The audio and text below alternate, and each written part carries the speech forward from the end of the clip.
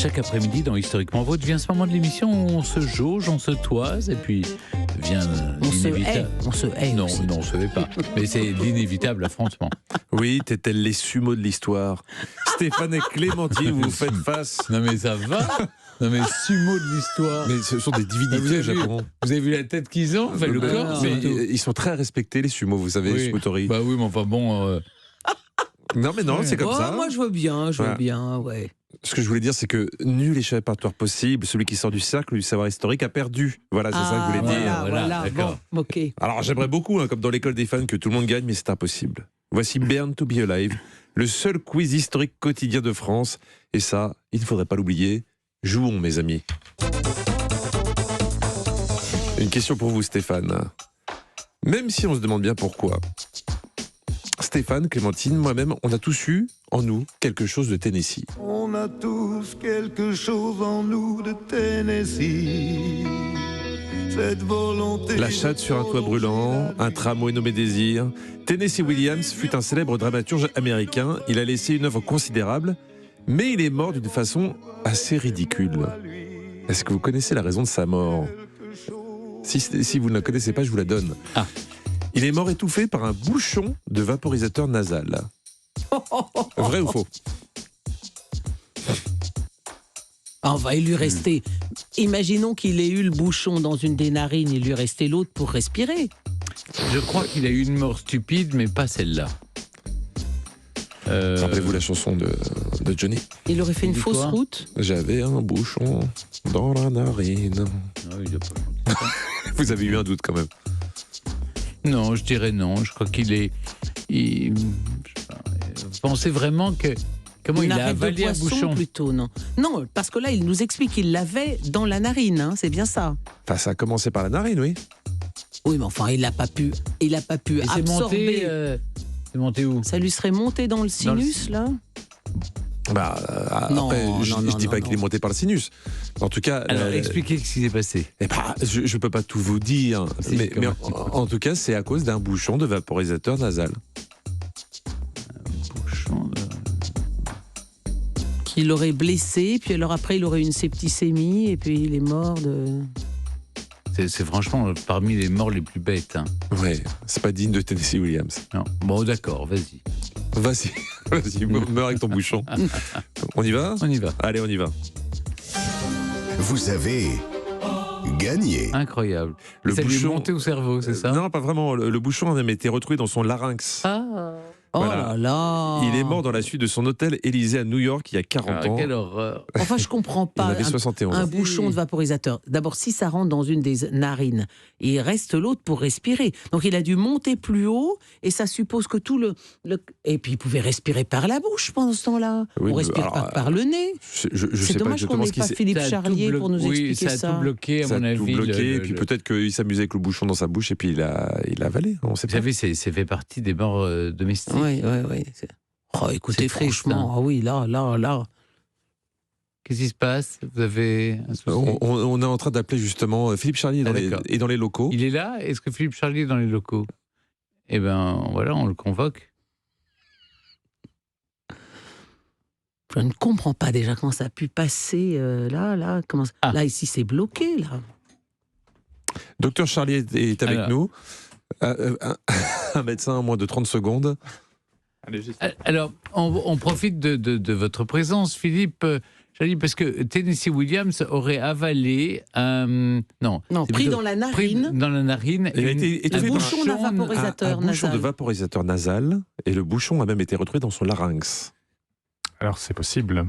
Et ça tue? Oui, ça tue. Quand ça se bloque dans le larynx, ça tue. Mais pourquoi? Parce que en fait, quand la voie aérienne est bloquée au niveau du larynx, l'air ne peut plus ni rentrer ni sortir. Donc ça fait clapet, ça fait fermeture. C'est comme un bouchon dans une bouteille.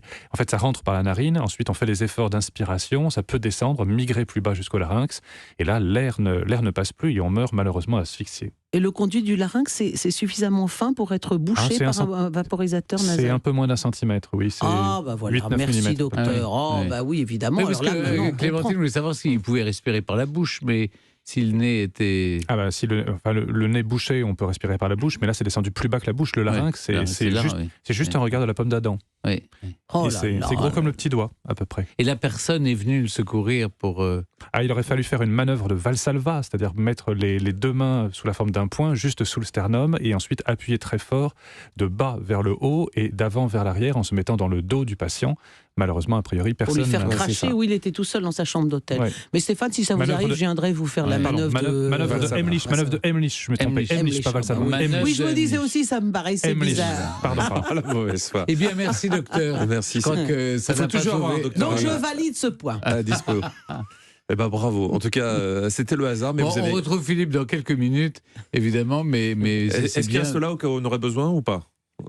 Non, je crois que ça va aller. Ah bon, ben, écoutez, merci Bon, bah, beaucoup, au revoir, docteur. hein, à votre service. Une question pour Clémentine alors. Le siècle fut un journal quotidien français lancé en 1836 à tendance monarchiste.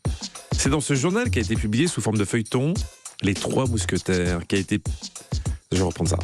Le siècle fut un journal quotidien français lancé en 1836 à tendance monarchiste.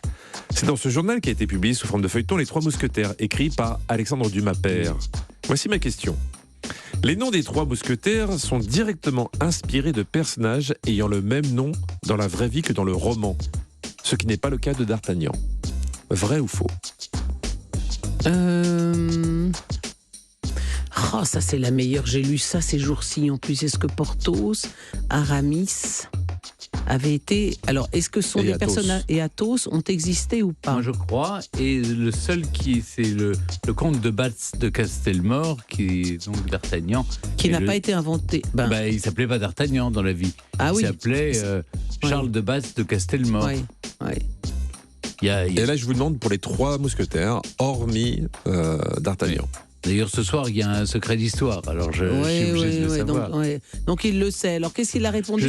Je sais, en tout cas, pour le nom de D'Artagnan. parce que c'est un D'accord. secret Mais d'histoire sur donc D'Artagnan. les autres existaient, c'était des noms qui Je existaient crois vraiment. que les autres existaient vraiment. Alors je vais vous Maintenant, je dire, peux me tromper. je mais- vais répondre pareil que Stéphane qui vient quand même de tourner un secret d'histoire sur D'Artagnan.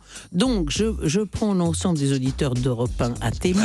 Non, S'il attendez. me fait Non, mais me planter, Je sur ne ça. parle ni. Enfin, je parle pas trop de Porthos, Athos. Ah oui, et voilà, c'est Aramis. ça. Alors, Je crois personnellement, je pense que c'était leur nom dans la vraie vie. Donc je réponds oui. Vous répondez oui. Enfin, on va pas dire que ce sont les vrais noms. Non, mais c'est En tout cas, c'est inspiré, inspiré d'eux. des deux. Deux vrais noms. Oui. On vérifie ça. Vous avez gagné. Ouf. L'honneur est sauf. Vous regarderez ce soir.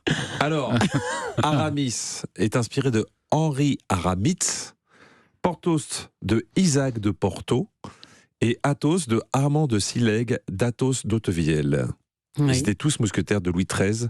Quant à D'Artagnan, Stéphane l'a dit, il est inspiré de Charles de Batz de Castelmore. Et d'ailleurs, si vous voulez tout savoir sur les Trois Mousquetaires, eh bien, hop, ce soir, vous mettez France 3 en prime time. C'est un spécial secret d'histoire consacré à D'Artagnan, présenté par Stéphane. Moi, perso, je regarde. Ah, merci. Une nouvelle question pour Stéphane. Zeus est le dieu suprême dans la mythologie grecque, roi des dieux, dieu du ciel et de la foudre. Il a un CV qui en impose. Dans sa main, il est souvent représenté avec un faisceau de dards de feu sous la forme de zigzag. Tout au bout, une flèche. On appelle l'ensemble un foudre. Vrai ou faux?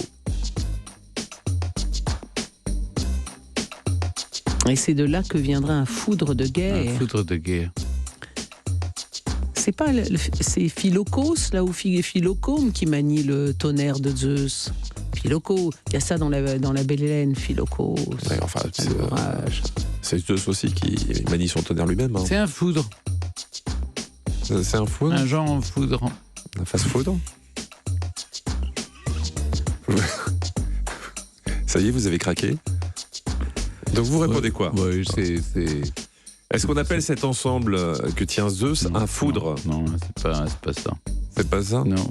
Un foudre de guerre, c'est tentant, vous voyez. Oui. Vous avez voulu me regarder. Non, c'est un autre nom.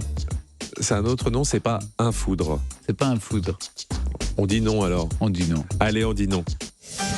Vous avez perdu. C'est un foudre. C'est un foudre. Ouais, c'est ça. Pour Ça me Zeus, faisait bizarre. eh ben non. Foudre de guerre, oui, mais. c'était une façon efficace d'impressionner et de terroriser ses ennemis.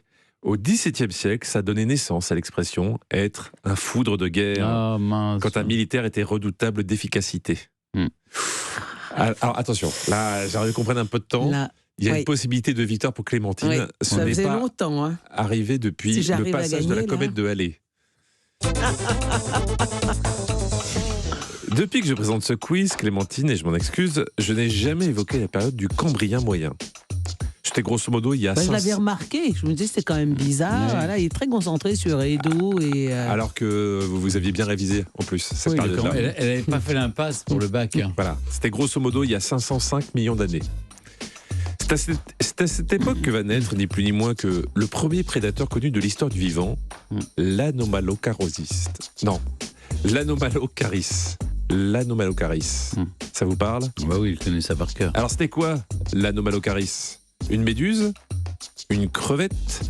Ou un directeur des ressources humaines? Crevette. Une crevette. C'est sorti tout de sait. suite. Vous savez ce que c'est? L'anomalocaris. Ah oui, c'est Non, une bah, c'est crevette. une crevette. Ça va les escrocs là? Pour rester sur la crevette, C'est pas un- je rappelle que vous c'est pas avez un une chance de gagner. directeur, C'est pas un directeur. Non, c'est des- pas un directeur de ressources humaines, mais ça peut être une méduse.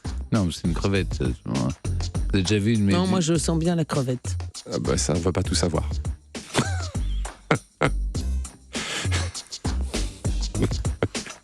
Crevette. Ouais, Mais j'ai on- dit crevette. Ok, on part là-dessus. Vous avez encore gagné. Ah, Mon voilà. Dieu. Elle a gagné. Il s'est passé quelque Ah chose là. oui. C'est pour ça que j'ai aidé pour qu'elle gagne enfin. C'était facile. Anomalocaris signifie étrange crevette. C'est aussi le premier à avoir des organes visuels complets. Il avait aussi une bouche avec des dents. Écoutez, je suis très heureux, car aujourd'hui, Enfin. Ça c'est y est, une la victoire de remontada. Clémentine. La remontada. Ah, c'est parti. Allez, c'est reparti pour une série.